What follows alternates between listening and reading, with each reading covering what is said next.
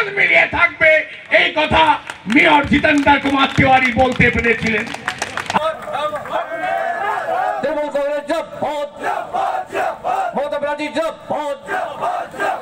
প্রণাম জানাই, সালাম জানাই।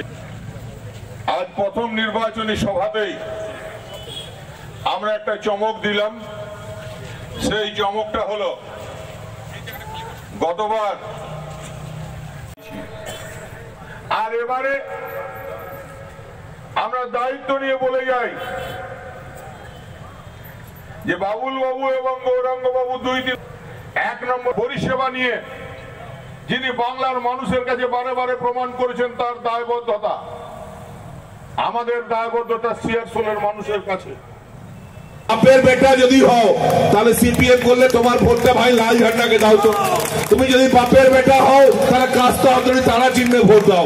আমি জানি সেই ক্ষমতা তোমাদের নেই, তোমরা কাস্তা হাতুড়ি তারা নিয়ে ঘুরবে আর ভোট দেবে পদ্ম ফুলে। তাই আমি বলে যাই, এক বাপের বেটা যদি হও, এখানকার রানীগঞ্জে সব সিপিএম নেতাদেরকে বলছি, এক বাপের বেটা। কেউ আমরা তো কোনো সন্ত্রাস করছি না, আমরা তো কোনো লড়াই করছি না, আমরা তো কারো বিরুদ্ধে কিছু বলছি না, স্বাচ্ছন্দ্যে সবাই প্রচার করে বেড়াচ্ছ ভাই।